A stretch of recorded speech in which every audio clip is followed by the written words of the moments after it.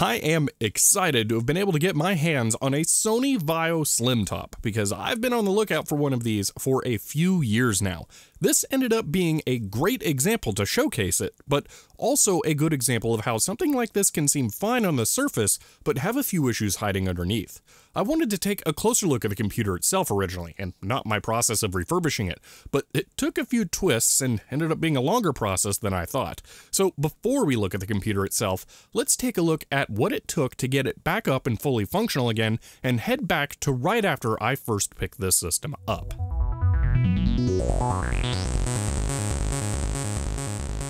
Yesterday, I picked up this Sony Vaio Slimtop set, and I'm very excited because it is nearly complete. It has the correct mouse, the correct keyboard, the cable to connect them both, the correct monitor, which is semi-proprietary, and we'll investigate that more later, and the base to stand it up vertically.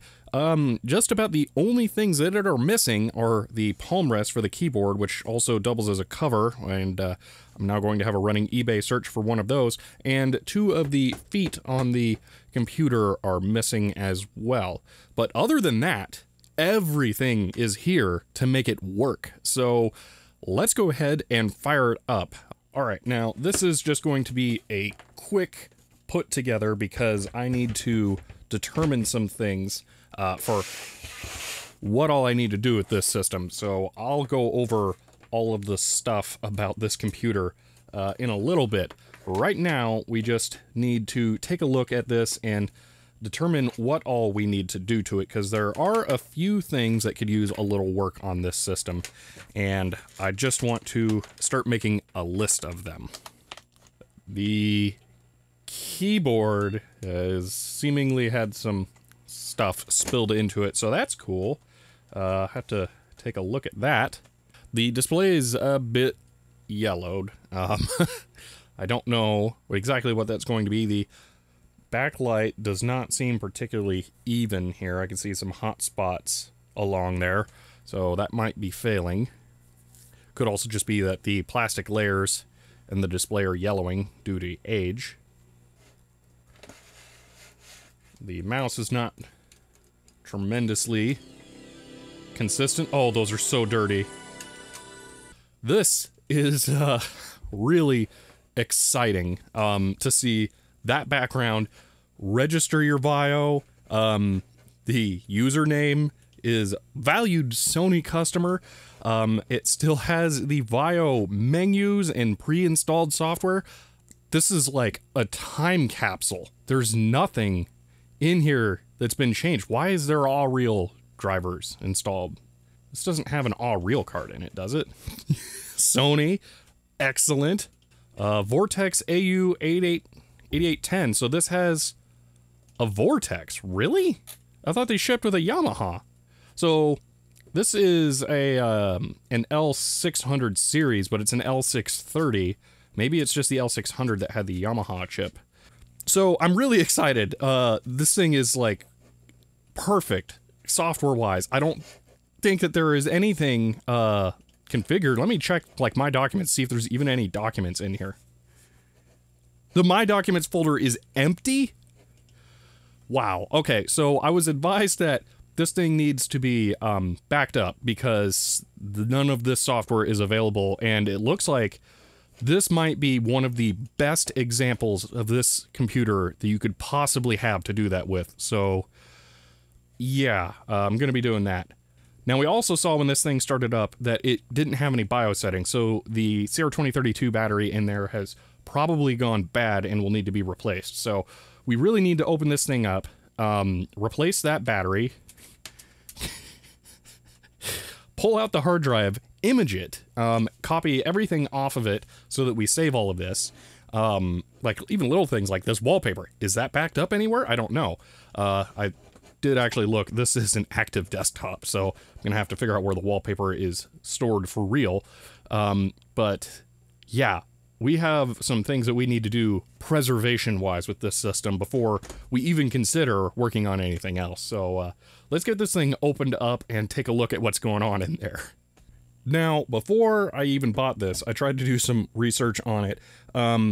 because I wanted to know what I was getting myself into. So this is obviously a pre-built computer, and it's not meant to be modified all that easily. Matter of fact, you only have 2 PCI slots, and they call it 1 because it ships with a modem, and they don't expect you to ever remove that. But I don't know how to get into it offhand because there are no obvious screws anywhere, and the bottom doesn't have anything either.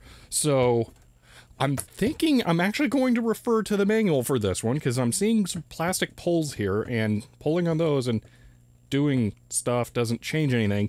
And I don't want to break the plastic because how this thing looks is half of how cool it is. So let me go review the manual.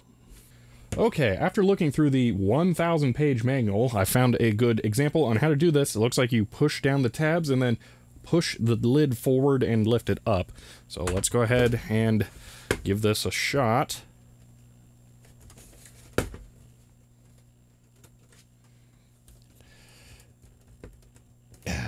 Yeah. Okay, now that's actual progress. All right. Wait. Bingo. All right. Oh, it's an actual USB card in there? I wonder if previous owner added that. Ooh, interesting. This has definitely been opened. Okay. This has been upgraded to 256 megs of RAM. This shipped with 128, if I remember correctly. So that's nice. This is also tremendously dirty inside. Wow. Gonna be cleaning that, but all right. Looking good. Actually, looking at this thing kind of makes me feel better about the cooling in my tiny Pentium because I think that is the only fan in this whole thing, and it's going through the power supply after sucking air in through around the CPU cooler, and that's a Pentium 3, but, you know, it's working. It's how Sony shipped it, so, yeah. Oh, I can see the CR2032 down in there, so I'm going to need to get that out and swapped as well. But, yeah, this doesn't look like it's going to be too hard. So is it probably just the one screw for the hard drive? Yeah, that side wants to lift. So let me start taking some parts out of here so we can get to stuff, and then I can actually clean it, because this thing overall is really, really dirty.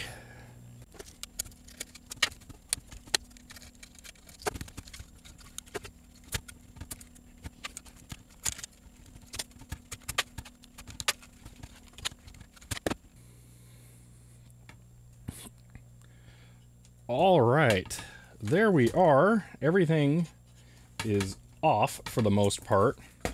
And I wanted to go this far all the way down to the motherboard just because of how dirty it is. And I wanted to look over some things to see how this is working and just make sure everything looks good. Make sure there's no leaky capacitors anywhere or anything like that.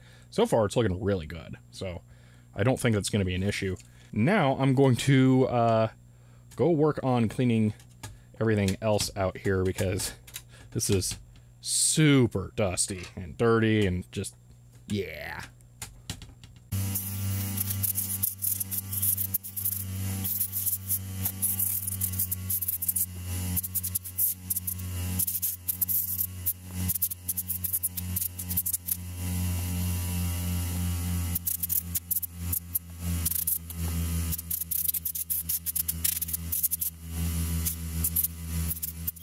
Okay, now that the computer itself is clean, I'm ready to back up the drive here. This is a 17.2 gigabyte Seagate drive, which is the stock drive that computer would have come with for the 630 model. If this had been the 600 model, I believe it would have been a 10 gigabyte drive. There is one thing that's giving me pause about this drive, though. It's one of these Seagate drives that has the rubber sleeve over the whole thing, and I really don't like that it goes over the circuit board on the bottom. It seems fine right now, but it's only going to be a matter of time before this thing starts to degrade, and it will probably be conductive and stick to the circuit board, so I'm half tempted to just remove it right now, but it doesn't seem to want to come off very easily. I mean, I can kind of get it here, but I don't know yet. I haven't decided. I may do that, or I might try and slip a piece of plastic in between these. That might work and save it and can maintain its original look. But you just soft rubbers, electronics, time, not a good mix. Alrighty, I'm all booted up here, and with the magical power of Linux, this is going to be super easy. I'm just gonna DD a full disk image here of the drive. Yeah, that'll be pretty much it. That's just, I'm gonna start this off, then I'm gonna pull all of the individual files off as well. So, just get that going, and that's a good start.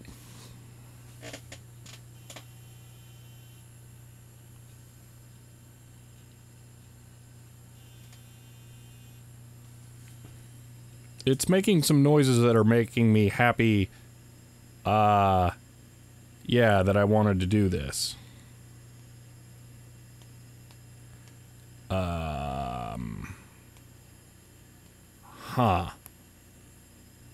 Let me investigate this.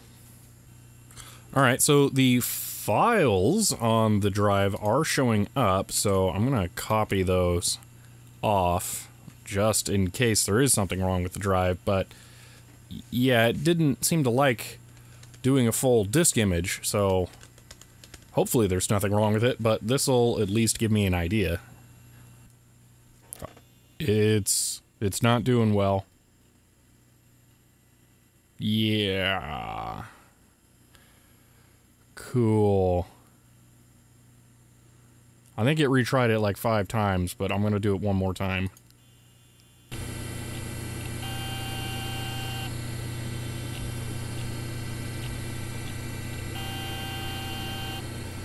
Not good. I skipped that file, let it continue. I think it actually made it to another file, but now it's gonna error out again. Yep. These are Windows 98 cab files, so it's possible that these are not important. Okay, there were no errors on any unique files as long as Sony did not modify the Windows 98 cabs. That's it. Alright? Let me do this. So I'm gonna diff the 2 folders, so diff. Okay, so there we go. The 3 Windows 98 cab files that it didn't copy, those are the only things that are missing. So, as long as I can replace those, and that they aren't unique, then this should be fine. Let me make sure that's not just like the Windows 98 folder just copied over. That's looking like the Windows 98 file just copied over. Yeah, okay. So let me see here. So 29.cab is one of the ones that does not transfer. Alright. But 28 did. So let me do a checksum of 28. Okay. And then over here, those files are identical. Okay, so the 3 files that did not transfer off of this are just the Windows 98 install disk cab files. So that's a good backup, but I should, just as a matter of making that integral here, I should transfer those files from my Windows 98 install media to there right now while I'm thinking about it, so I can't forget and have this be broken. Okay, that should have fixed this folder, so this should be good now. And while I'm here, I'm actually going to go ahead and upload this to my server here. But at least there is a file level copy. I'll look up if there is an error-tolerant way of doing disk images, and then try and do that again. Okay, so what it seems like I want to do here is add conv sync, comma, no errors. And I think that will let it okay. No error. Okay. That should have it continue past errors with the no error, and then fill in like null blocks with sync, from what I understand. So hopefully that'll work through as a full disk image. Never seen DD give outputs like that. The pitch just changed on it, which means it's failing on the next cab, the 55 cab now. I think it's failing on the 67 cab now. But I'm glad I got everything off. I don't think I'm going to put this drive back in now that I think about it. So I'm probably going to try and transfer the install to an SD card adapter and put that back in. Kitty, you make having an open computer with a bunch of fans moving around seem like a bad idea when I'm petting a kitty and there's tufts of hair flying all over. No, you can't go up there. I know you want to. It's bad enough that bits of you are going up there. 1.2 gigs. Okay, so we should have the majority of the significant data copied off now, which might mean that if we wrote even this partial disk image to a drive, it would work. Well, now that the storage has been sorted out, we can bring our attention back to the computer itself. Before this starts going back together, I want to take a look at cleaning it up a bit. The backside, there's really not a whole lot that's dirty. There's a couple of lines on the edges, but that's kind of it. Maybe a little bit of gook right there. However, the bottom is not great. We got a line going down here, scuff mark, scuff mark. It's all yellow. I'm not going to be able to do anything about that. But I have to decide what I'm going to do with these rubber feet. Now, looking again back at the manual, these were optional. You were given these to put on. So if I pull them off, which I am leaning towards, it wouldn't be an improper configuration. All right, well, that's coming off no matter what. So I'm thinking, because I only have 2 of these, that I should take them off. Now, the weird thing about these is that they're really, really tall, and they actually have to be, because on the front, we have this door that opens up, and there are more ports here to access. But the thing about this door is that it actually swings down and under the unit, which means that the feet need to give it enough height for that to work. So if I was going to attempt to replace those, is this broken? Or is it just detached? Oh, it just detaches super easily. That side, it's a little fatigued, but it's not broken. I'm going to take that off. So if I was going to replace these, I would have to get really tall ones that aren't horrible looking.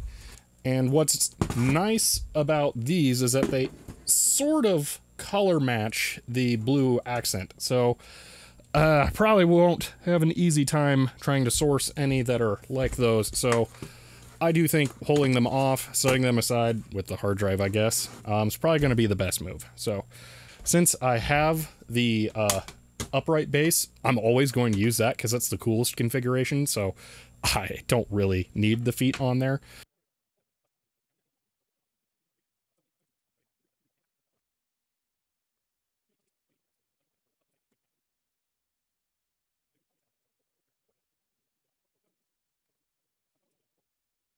That came out extremely well. I'm now really optimistic how well this thing's going to clean up.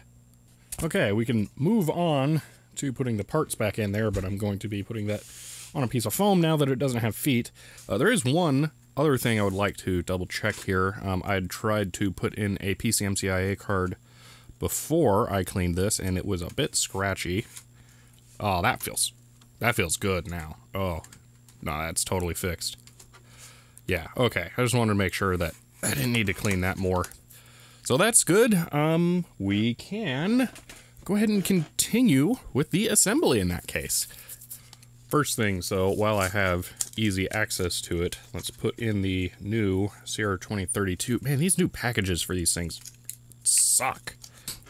There, I'm guessing the difficulty opening these is related to the baby indicator. I think these have a bittering agent on them now, like the Nintendo Switch cartridges do, which is very, very weird.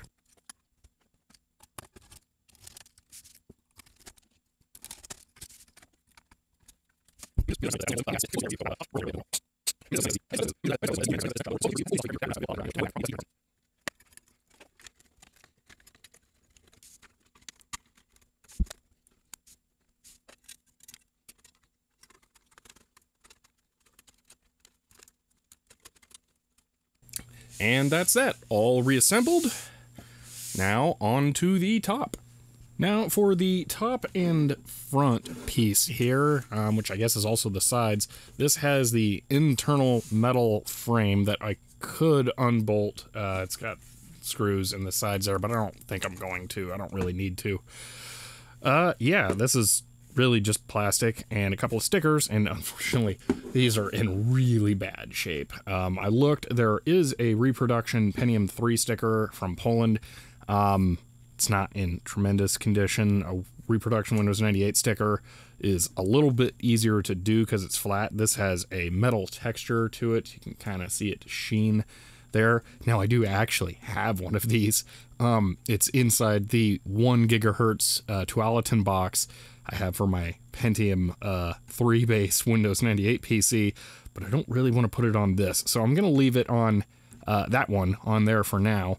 And I'm just going to clean up the rest of it, and we'll just have the dingy looking badges for the moment. I may try and replace those later, but for now I'm just going to leave it as is because they are original, and I don't have better replacements at the moment.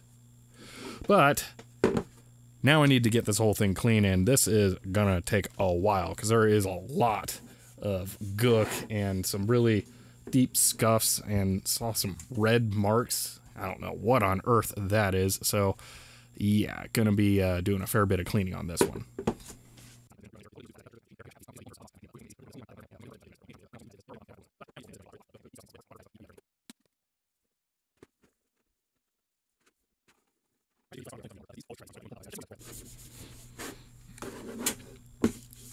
Oh yeah, that is looking so much better now.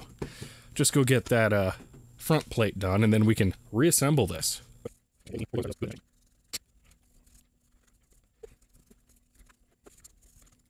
Alright, let's go ahead and get this on. That side's a little weaker than I would like, but yeah. Oh, that looks good. Oh, I missed. Down right there. Or it just leaked down there. Hard to tell. Anyway, that looks good now. Yeah, there we go. Much better. Okay, I next want to turn my attention to the keyboard for a bit, which almost looks pretty good, but it had that issue where I couldn't press delete, and there's some worrying evidence along the sides of these keys. Let me go ahead and pop one of these off and see how much trouble. Oh no. I'm in. That shouldn't be brown. Okay. How far did whatever get in there and make it? Maybe it's gonna be okay? I don't know. Hopefully this held all the fluid in just that area. I don't know, but we'll see when we start taking out everything.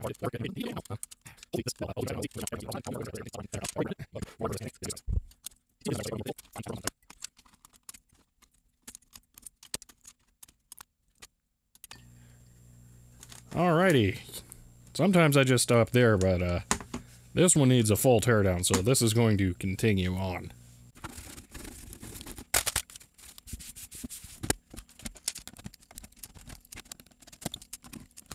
Okay, now the moment of truth. Was the membrane compromised?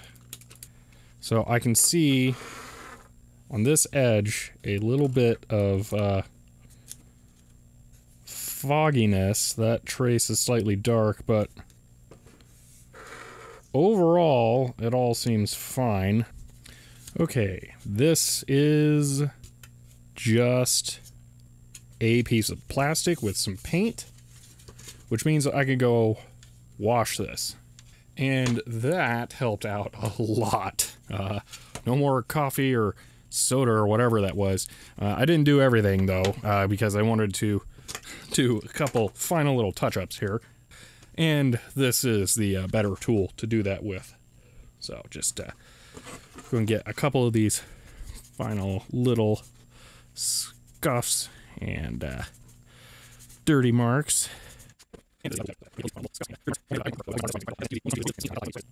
Okay, that part looks good. Go ahead and set that aside to dry. Let's take a look at the back, which really isn't bad at all. Just a couple of marks there I want to get.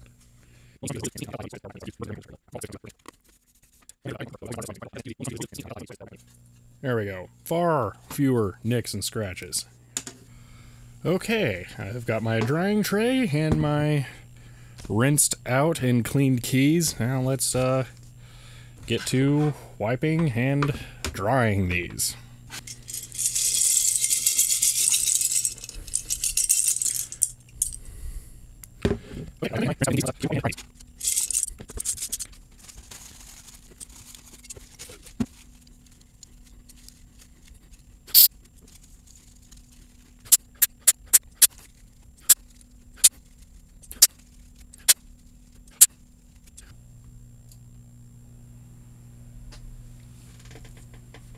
I've got the keys for the keyboard drying in the background, and right now I want to take a look at this mouse. Now, when I took it out with the whole computer, I blew it out, which got a lot of lint off of the rollers in here. That will probably have fixed my inconsistent pickup, but I do want to clean up some of the parts of this because it's a little dirty.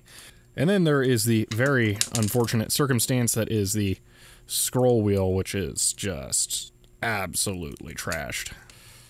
Okay, so we have two boards. There's the roller, spring for middle click, and then the bits. Oh, it's so decayed. I can squish it and it retains that shape. Oh, what has happened to this? I don't know if something just got on this one or if every single one of these out there is going to be like this now. That is gross. Ugh. Well, all right, I'm gonna scrub it here with this because I don't think I'm going to worry about an abrasive on this. This is very clearly done. Wow, it is really de-yellowing it though. Alright, well, that's probably as good as that's going to get. That is the weirdest thing. I have never seen a mouse wheel do that. Oh, that's so strange. Anyway, I want to clean this now, so let's just do this. This will be nice. This will look good after.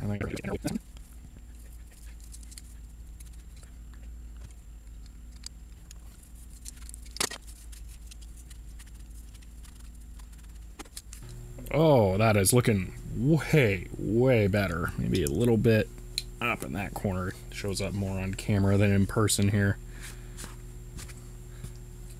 There we go. I am liking that. That's mostly shadow now. Yeah.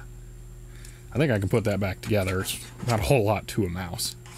And there we go. The mouse cleaned. I did end up leaving it clicky scroll, even though I don't like that, because that's what it should be. But yeah, that's looking way better. I also cleaned the cable, which is pretty easy. Just run it through the melamine sponge. It's very damaging to the sponge, but works extremely effectively at cleaning the cable.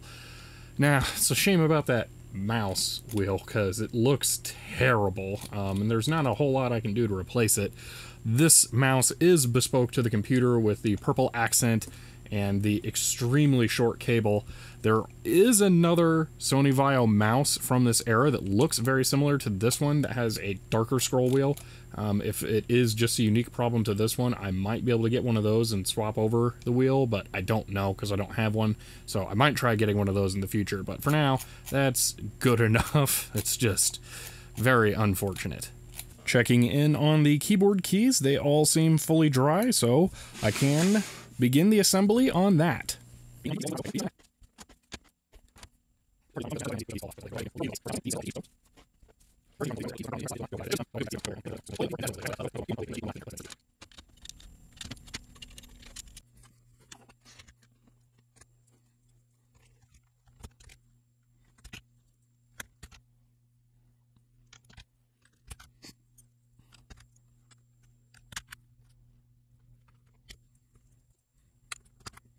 There we go. Looking way better. It doesn't really feel any different since it wasn't bad in the membrane area.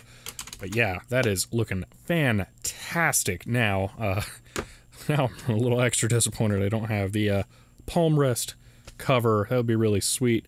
There are a few little things here and there I might touch up later, but overall, yeah, that is fantastic now. Really like this keyboard. The base for the whole computer needs some cleaning, but you know what? It's marked as ABS.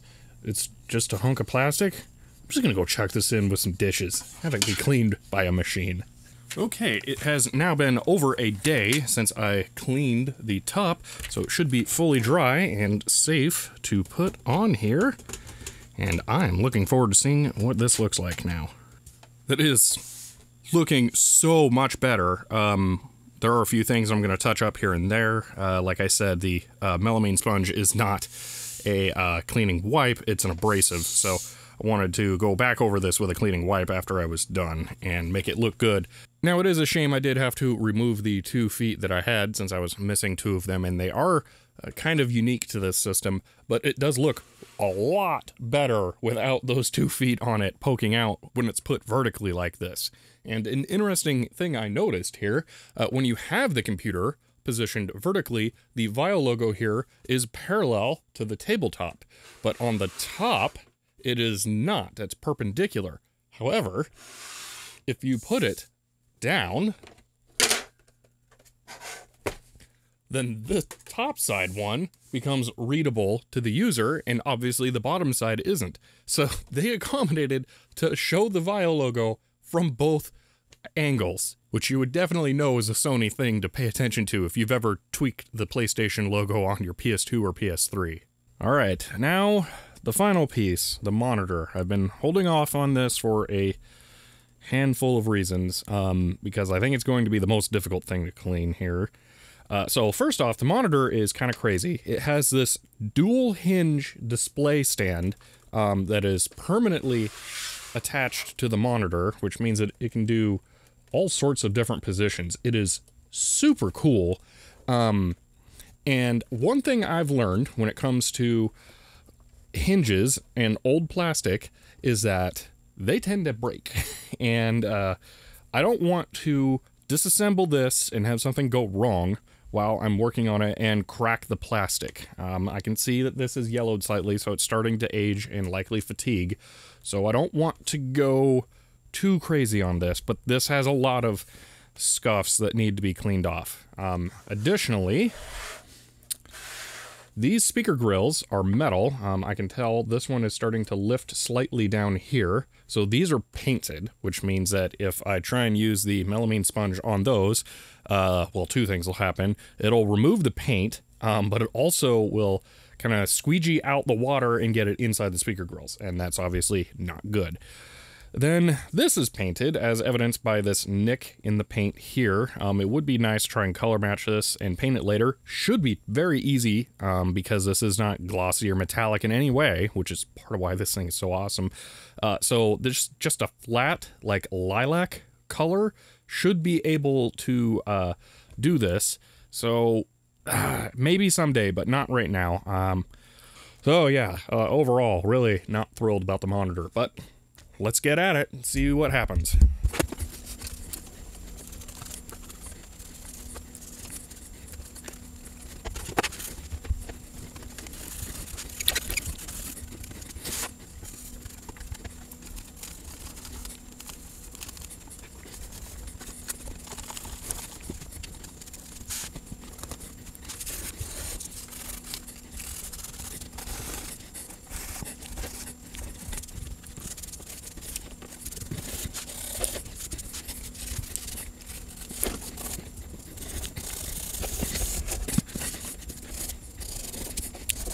Looking so much better. It's a shame about these few scuffs.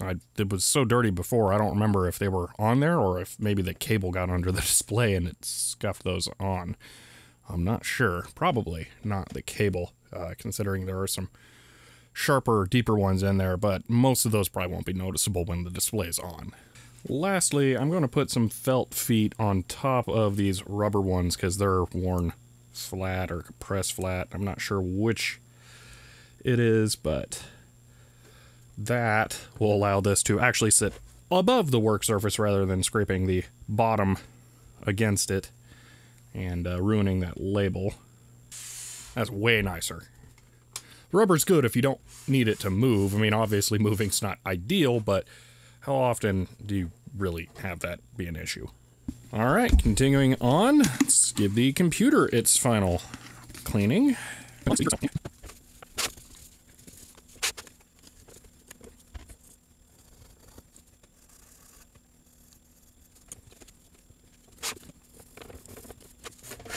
Some nice final touches on there, and that thing's looking way better.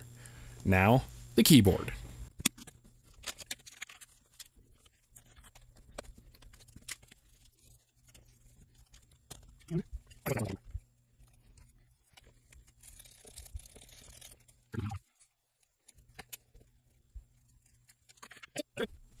Now that the peripherals have received their last cleaning, we are finally ready to set this system up.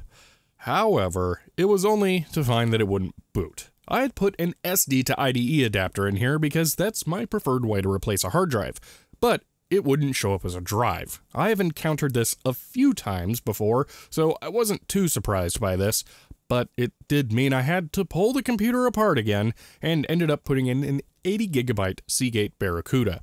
After imaging my backup to the drive, it booted up just fine and even worked once I expanded the partition to the full 80GB, so that was actually an upgrade in the end. From here, I started trying out some games, but immediately ran into some software issues that needed resolved, but that would be better talked about in the next video on this system, which means that we have achieved all of my goals here. The computer is now cleaned up and not only looking better, but working better with the sticky keyboard and mouse being fixed. I've also put the backups I made of the original hard drive on archive.org along with the BIOS, so now anyone who has one of these and wants to make it like new can reinstall Windows using that. In the next video, I can now focus on all of the different aspects of this system that make it unique and interesting, and see how well it works. If you want to see that video, you may want to subscribe, and if you want to support the channel, I am on Patreon. But for now, that's it, and I'll see you next time.